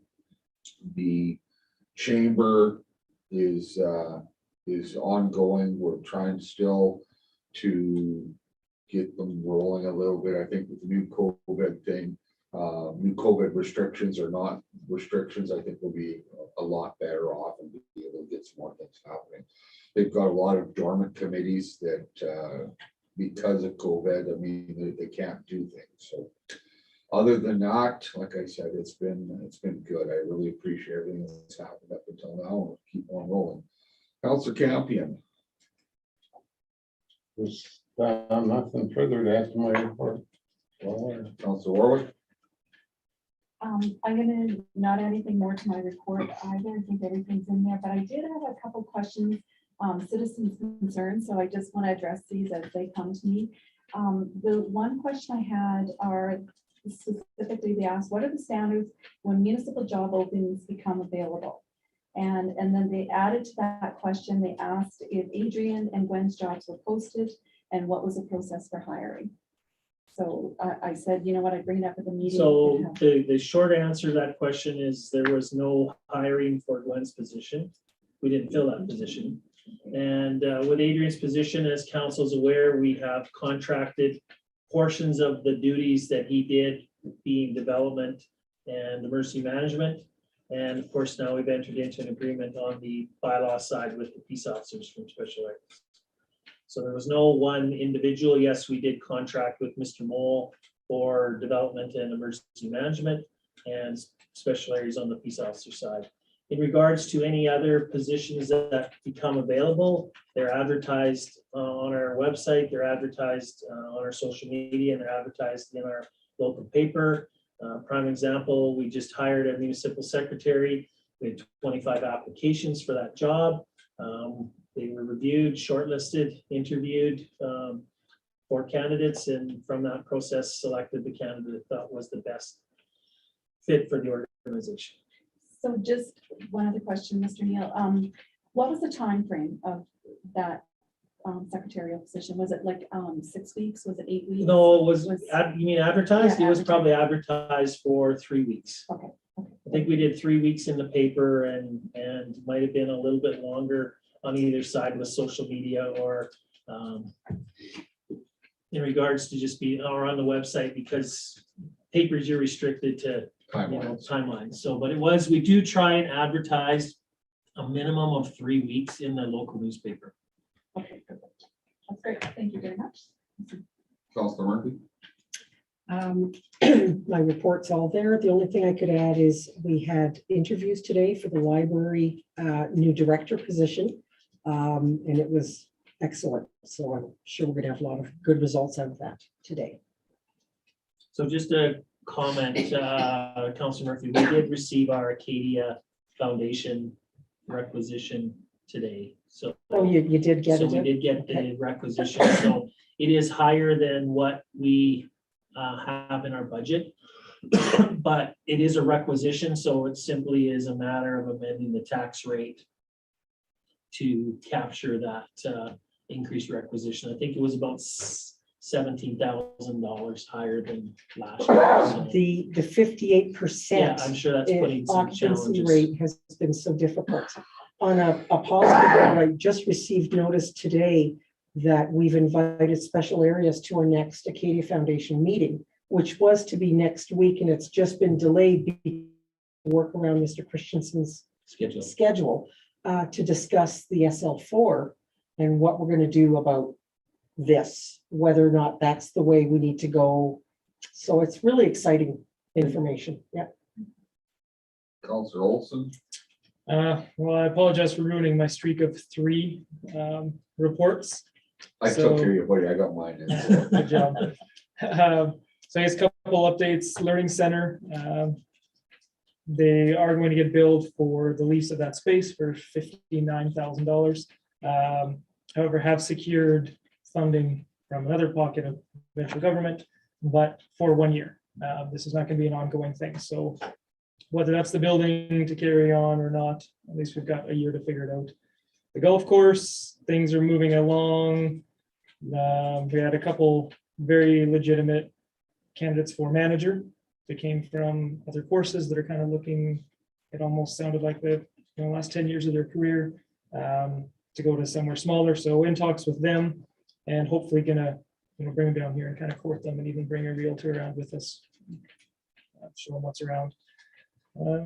It's another note, exciting note, I got to judge 4-H district public speaking on Sunday. And yeah, I struggle with that, trying to give these kids that are mostly better at something than me. And no, it was good. It was fun. And I do appreciate that because I was busy and had to decline, so. Yeah. I got asked for the ones before that, and then these were districts. I thought I They're better do that. incredibly good. Yeah, to it's listen to them entertaining. speak. That's all. Perfect. Counselor Kroll, I've got nothing. I've had no meetings or nothing, so. Okay. Nothing coming up that I know of. yeah, with the COVID, I'm assuming the Highway 36, the Memorial Highway 1, you actually had some contact on that, did you not? Yeah, they're like waiting for the COVID to Okay. clear, whatever. Yeah. Okay. They figured within 6 weeks. So. Okay. Counselor Bowden? I don't really have much going on either. I've taken a few courses and such. I just distributed this Ag Center Town Hall. That is something that Harvest Sky has got coming up, and that is to try and see if that project can go forward. And if it does go forward, it would be a huge asset for the community. So they're looking for somebody to kind of be a lead in that. And so I hope that people are able to attend and invite whoever else they might think would be of interest or interested in that. So we're looking for lots of people to come out and support it, see what they can offer. And yeah, hopefully it goes ahead. And other than that, I'm going to, and I may have to leave at 8:30 I'm going up to Edmonton to see to the municipal caucus. Just for the Wednesday, because that deals with the policing information, the provincial policing and with EMS. So those were areas that I was concerned about. And then coming home that night to attend another meeting. So. Other than that, Be careful. Okay, need a motion to accept the reports for information. Counselor Bowden, all in favor? Carried. Correspondence, very long list of correspondence. I don't know, Mr. Mayor, if there's anything there, we'll accept them for information. If there's anything there that Yeah, I was gonna council wants to talk about, certainly bring it forward. Has everyone had a chance to take a boo at the? The only one Mr. Mayor, that was of concern, of course, is Mr. Julian's, Peter Julian's email about having the town support his request. I cannot support that request in any way, shape, or form. And I just want to make sure that if that's a concern, or if the town supports it, I am a proud collector of historical memorabilia, and that history and hate are two different things. And when you encompass everything under hate, then history will repeat itself because no one will know what happened. So I'm quite passionate about that. I got some cool stuff. The only reason it would come forward Council Murphy is if someone on council had the opposite view of that and wanted to endorse a letter from council. So otherwise, it's there for your reading. Just and for your reading. information. Okay, thank you. The other thing, just a couple things to point out, Mr. Mayor, so the Ag Center in here as well. So if you want to put that on your calendar. And the other thing is the RCMP Town Hall on March 24th. So if you want to put that in your calendar, the RCMP will be hosting it at the community center. Lori's worked with the sergeant in charge to put a survey out. So there is a survey online. Is it on our website as well? Yeah. So it's on our The website. URL is in my report. It's at /Canada.ca/RCMP. So if you want to fill it out, it's very short, quick and short one. Please fill it out. And I think timing is I'm a little frustrated with the RCMP on the timing. Just from the fact that I know Staff Sergeant Lou is going to be done right away. So he's been getting pressure from his supervisors to have a town hall to listen to the community, catch the concerns. I think there's a little bit of this whole provincial police RCMP thing being forced into the RCMP wanting to, because one of the discussions is control. And so, and being community focused. So I think the RCMP is pushing their Agenda. groups to be more community focused. So let's have this done. I struggle with the fact that we've got a new sergeant coming in approximately a week later. It would have been a great, and hopefully timing wise, he might be able to do it. But it'd be a great opportunity to have him there to expose to the community and introduce himself to the community. So just wanted to make sure you're aware of those dates from your package. Can we, sorry, Oh. can we put that as a request to the RCMP that they invite the upcoming? Oh, I will send Sergeant Ramo, or Sergeant Lou, request that we'd like him to, whether he can Yeah. get here with his move and how things are going, his house possession stuff. Timing might be a little bit off, so. And so do you think Sergeant Lou would be here? Sergeant Lou will definitely be here. Okay, so that would be great. Yeah, Sergeant Lou will be here, and I think, I haven't had a lot of discussion with him on it, but I know in the past they brought the crime reduction units out of Calgary as well to provide description of what they do and how they work behind the scenes. So it's a good opportunity if anybody has concerns about the RCMP in terms of what they're focusing on, what they're doing, or what they should be focusing on, it's an opportunity for them to provide input that evening. Need a motion to accept correspondence items 12-.01 to 12-1212 for information. Councilor Campion, all in favor? Opposed, carried. Moving the camera at 8:11. So do you want to take a slight recess? Yeah, just a For quick a minute, leg stretch, pee break. and then that allows you to